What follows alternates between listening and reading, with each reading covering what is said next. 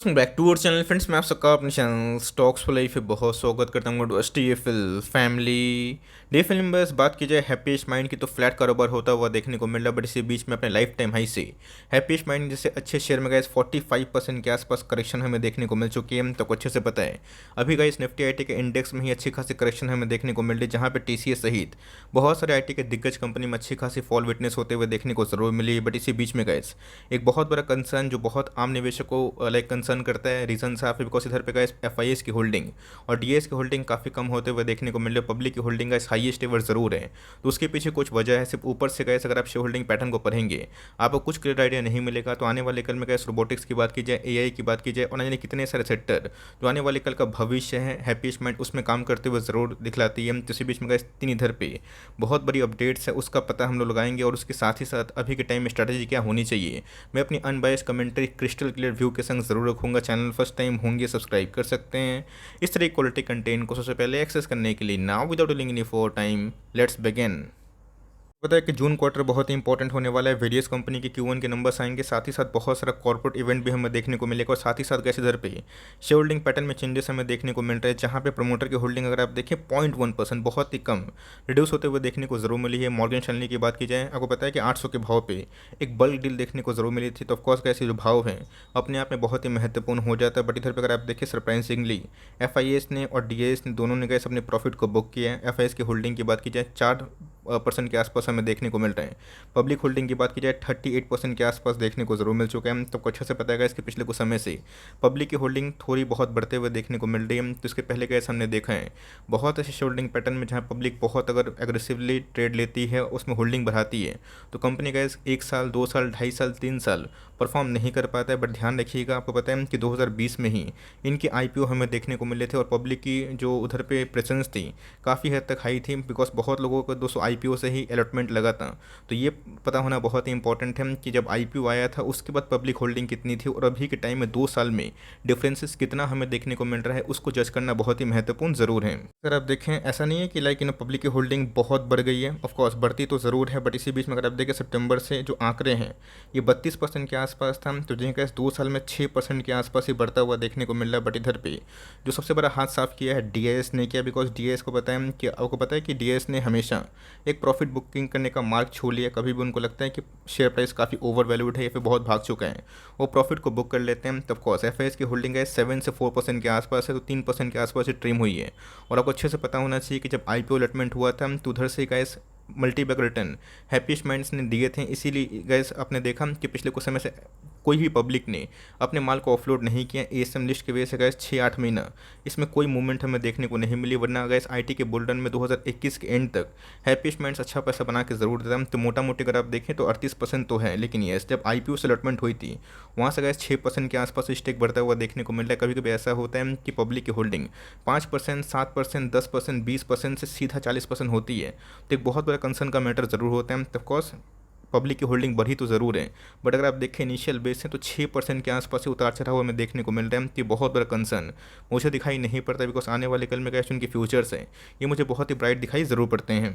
हाल film में हमने एक न्यूज़ ज़रूर आपसे शेयर की थी, बताया था कि हैप्पीएस्ट माइंड पार्टनरशिप कर चुकी है किसमें, क्लाउड फैब्रिक्स आरडीएएफ में, जो अपने आप में गैस इनके लिए आने वाले कल में रोबोटिक्स के लिए काम ज़रूर हो सकता है। रोबोटिक्स की बात की जाए, ब्लॉकचेन की बात की जाए, एआई की बात की जाए, गैस कंपनी इसमें बहुत ही अग्रेसिवली आगे ज़रूर बढ़ रही है। 1-2 सप्ताह पहले का न्यूज़ है जहाँ पे गैस हैप्पीएस्ट माइंड्स ने ये अनाउंस किया था कि स्ट्रैटेजी पार्टनरशिप वो निभाएंगे किसके संग, क्लाउड फैब्रिक्स के संग, जहाँ पे रोबोटिक्स डाटा ऑटोमेशन में ये कंपनी ज़रूर काम करेगी। अगर दोस्तों आईटी बैकग्राउंड से आपको अच्छे से पता है कि ऑटोमेशन की बात की जाए, एआई की बात की जाए, ऑब्जर्वेबिलिटी की बात की जाए, डेटा साइंस की बात की जाए, इनका जो फ्यूचर है बहुत ही अच्छे खासे बढ़ते हुए देखने को मिल रहा है। बट येस ग्लोबली गैस आपने देखा यूरोपियन कंट्री में, यूएस कंट्री में जो रिसेशन का फियर हमें देखने को मिल रहा है, तो बहुत लोगों को ऐसा लगता है जो क्लाइंट बेस है इनके जो ऑर्डर से आने वाले कल में कम हो सकता है। बट ध्यान रखिएगा रिसेशन गैस हमेशा लाइफ टाइम के लिए नहीं होता है। जिस हिसाब से गैस खुशी लाइफ टाइम के लिए नहीं होता है उस हिसाब से गम भी लाइफ टाइम के लिए नहीं होता है। मार्केट गैस हमेशा से उतार चढ़ाव का सामना ज़रूर करेगा। 2020 कोविड पैंडेमिक आ जाएगा, ये किसी को नहीं पता था। 2022 में रशिया यूक्रेन का मैटर आ जाएगा जिसके वजह से इन्फ्लेशन बहुत ही हावी हो जाएगा, ये किसी को पता नहीं था। तो ऑफकोर्स ऐसा नहीं कि हमारा गैस जो लाइक पीरियड है हमेशा रिसेशन में चलेगा, ये गैस शॉर्ट टर्म में वोलेटाइल मूवमेंट हमें देखने को मिलता है, बट लॉन्ग टर्म में अच्छी कंपनी ज़रूर सर्वाइव करती है और उसके बाद रिकवरी भी हमें देखने को ज़रूर मिलती है।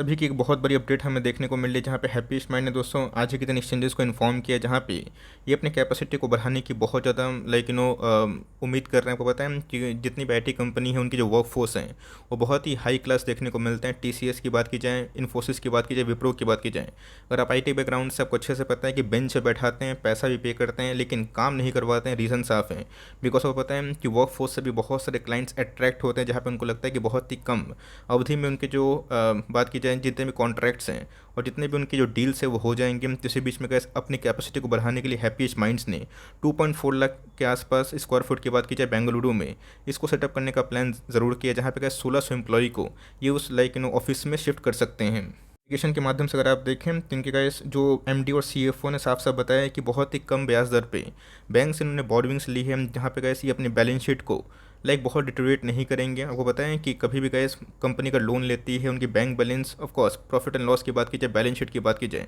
उनके फ्री कैश फ्लो की बात की जाए, उसमें काफ़ी डेंट होता हुआ देखने को मिलता है। तो उन्होंने बताया है कि जो इन्होंने परचेज़ किया है ऑफ कोर्स उसके लिए पूंजी की आवश्यकता हुई है 101 करोड़ के आसपास। एक बड़ा लोन ज़रूर उन्होंने लिया है, जहाँ पे गाइस ऐसा नहीं कि जो उनके कैश फ्लो है वो काफ़ी हैम्पर हो जाएंगे। रही बात दोस्तों मीडियम टर्म से लेके पॉजिटिव मीडियम टर्म की बात की जाए, इनके जो कैश फ्लो है न्यूट्रल होने की उम्मीद है। तो ऑफकोर्स ये बहुत ही अच्छी बात है, जहाँ पे 1600 सीट की एफिलिटी हमें देखने को मिलती है, जहाँ पे कैसे बहुत तेज़ी से हायरिंग करके बहुत सारे जो ऑटोमेशन की बात की जाए, AI की बात की जाए, रोबोटिक्स की बात की जाए, इन सब में कामकाज करने की उम्मीद ज़रूर बैठाए हैं। बात दोस्तों कल के दिन ही एक बहुत बड़ी अपडेट हमें देखने को मिली थी, यहाँ पे अशोक शुट्टा को पता है कि यही कंपनी के करता धरता देखने को मिलते हैं, जहाँ उन्होंने कुछ मेल किए हैं अपने शेयर होल्डर्स को, जहाँ पर उन्होंने बताया कि अभी भी ये अपना जो करंट रोल है उसको एग्जीक्यूटिव चेयरमैन के हिसाब से ज़रूर कंटिन्यू करेंगे। वो पता है कि उनकी एज काफ़ी ज़्यादा हो गई है, तो बहुत लोग कंसर्न है कि आने वाले कल में अगर उनकी पद से अगर अगर हटते हैं तो आने वाले कल में हैप्पीस्ट माइंड्स को कौन संभालेगा। तो अभी के टाइम कैसे अगर आप देखें एग्जीक्यूटिव चेयरमैन का जो पद है वो उनका रोल जो है ज़रूर कंटिन्यू करेंगे। आने वाले कल में कैसे इनका जो विजन है 5 ईयर्स का आप पढ़ सकते हैं पॉज करके वीडियो को, जहाँ पे कैसे वेल रिकॉग्नाइज करके top 2 trusted credible source of health and wellness globally में काम करते हुए ज़रूर दिखाएंगे। रही बात दोस्तों फर्दर बहुत सारे कॉर्पोरेट गवर्नेंस की बात की जाए, कंपनी के मजबूत हमें देखने को मिलते हैं। बहुत सारे आपको पता है कि अवार्ड्स भी हैप्पीस्ट माइंड ने कंसिक्यूटिवली जीता भी है, जहाँ पे वर्क प्लेस की बात की जाए ग्रेट प्लेस टू वर्क में इनका बहुत ज़्यादा नाम होता हुआ देखने को मिल रहा है। ये सब तो गैस कंपनी के बाई प्रोडक्ट्स हैं, इन सब से कंपनी के फंडामेंटल्स में कोई चेंजेस नहीं आता। बट येस हम लोग ये समझ जाते हैं कि कंपनी का जो गवर्नेंस है वो अच्छा खासा है, कंपनी का मार्केट में रेपुटेशन भी अच्छा खासा बढ़ रहा है। तो कंपनी की बात की जाए ऑल टाइम हाई से 45% डाउन तो है, बट मुझे ऐसा लगता है अगर IT में जब रिकवरी होगी तो देर या फिर सवेर गैस हैप्पीस्ट माइंड्स में आने वाले 5 ईयर्स में इनॉर्मस अमाउंट ऑफ वेल्थ बन सकते हैं। देखिए दोस्तों ये एक मिड कैप स्टॉक है, इन सब में बहुत बड़ा पूंजी अगर आप लगाते हैं तो ये आपकी गलती है। TCS, इन्फोसिस, LTI, विप्रो ये सब एक रेनाउंड कंपनी है। बट ये अगर आपको किस्मत आजमाना है तो पेनी वनी स्टॉक छोड़ के ऐसी कंपनी पकड़िए जिसका मार्केट कैप 10-12 हज़ार 15 हज़ार करोड़ के आसपास है, आने वाले 5-7 साल तक वो बिजनेस कर सकता है। बिजनेस सही करेगा तो बहुत हाई चांसेस है इसकी LTI जैसा वो पैसा बना के दे सकता है। मुझे अच्छे से याद है 5 साल पहले LTI का मार्केट कैप वही 12-15 हज़ार करोड़ के आसपास हमें देखने को मिलता था, और उसके बाद उसने 1 लाख करोड़ के भी आसपास मार्क को छुआ था। तो कंपनी छोटी होगी तो बड़ी होने के लिए टाइम की आवश्यकता ज़रूर होगी। 1600 के आसपास प्राइस है, बट आपको अच्छे से पता है कि ASM लिस्ट में गाइस इसको 2 बार अपग्रेड किया गया था, जो मेरे हिसाब से काफ़ी अनएथिकल था और जिसके वजह से प्राइस मूवमेंट काफ़ी दब गया था। बट येस जो प्राइस शूटिंग है 6 में 140 के आसपास था, अभी के टाइम 65 ज़रूर है, तो स्टिल गाइस काफ़ी हाई है। बट मुझे लगता है कि इस कंपनी में ग्रोथ होती है और डबल रेट में रेवेन्यू के संग प्रॉफिटेबिलिटी होती है, उसके वैल्यूएशन थोड़े महंगे ज़रूर होते हैं। वैसा नहीं कि हैप्पीस्ट माइंड आपको 10-12 के PE मिलेगा। आने वाले कल में अगर इनके अर्निंग्स बढ़ते हैं और प्राइस शूटिंग कॉन्ट्रैक्ट होते हैं तो लॉन्ग टर्म इन्वेस्टर के लिए गाइस घुसने का एवरेजिंग करने का अच्छा खासा मौका हो सकता है। बिकॉज ROC की बात की जाए, ROE की बात की जाए, दोनों का इस 30% से ऊपर जो अपने आप में मेरे हिसाब से काफ़ी अच्छा ज़रूर है।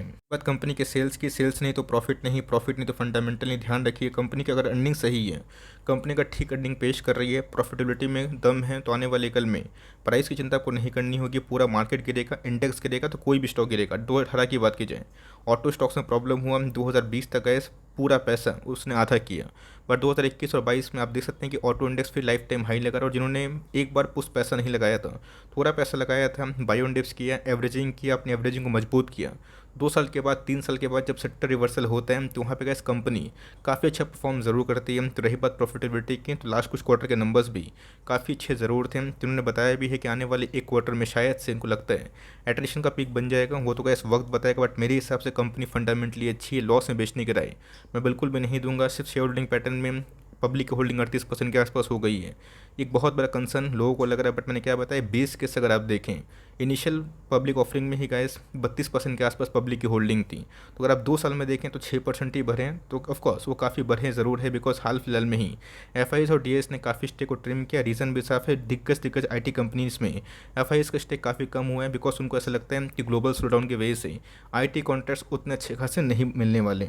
तो इस वक्त बताएगा, बट मैंने क्या बताया कि बहुत पुराना डेटा हमारे सामने अवेलेबल देखने को नहीं मिलता। 2020 के बाद एक तरफा भागा था, और गैस आप देख सकते हैं कि 6-8 महीना से अंडर परफॉर्म कर रहे हैं, लोअर लो की फॉर्मेशन हमें देखने को मिल रही है।